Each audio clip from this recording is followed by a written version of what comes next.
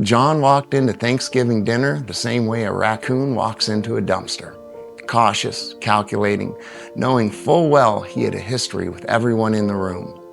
His sister gave him a hug that felt vaguely like a security pat-down.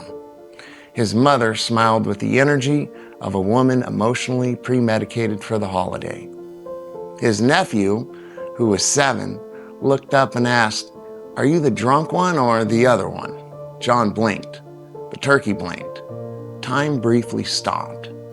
He laughed, mostly because crying at the appetizer table would set a bad precedent.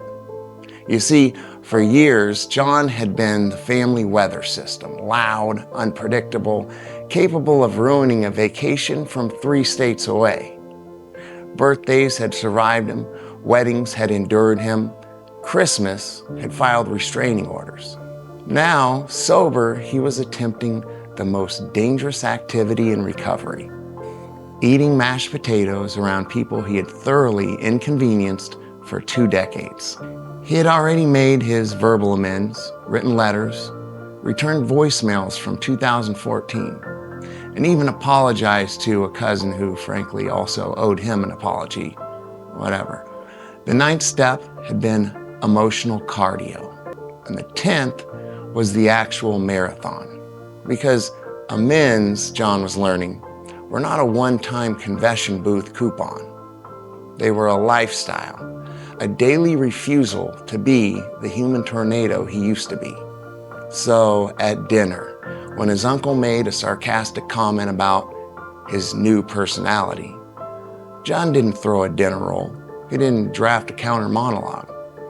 He simply said, "Yeah, turns out sobriety has a few side effects. Sorry about the last 20 years." The table went quiet in a good way, not the dangerous way. His mom reached over and squeezed his hand like she was checking if it was actually him. It was. It finally was. John realized living amends didn't mean groveling forever in spiritual sackcloth. It meant showing up on time, calling back, remembering birthdays without a reminder app.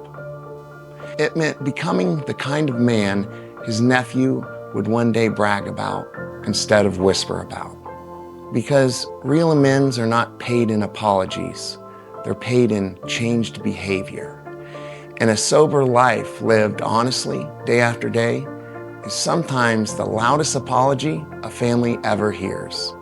It is the slow miracle of becoming that someone your loved ones no longer have to brace for, but someone they can finally, genuinely miss when you leave the room. And with that, the story you just heard was written and based on today's daily reflection, Living Our Amends.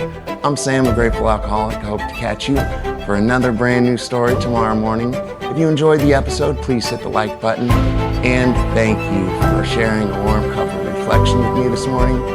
I love you all, and have a blessed day.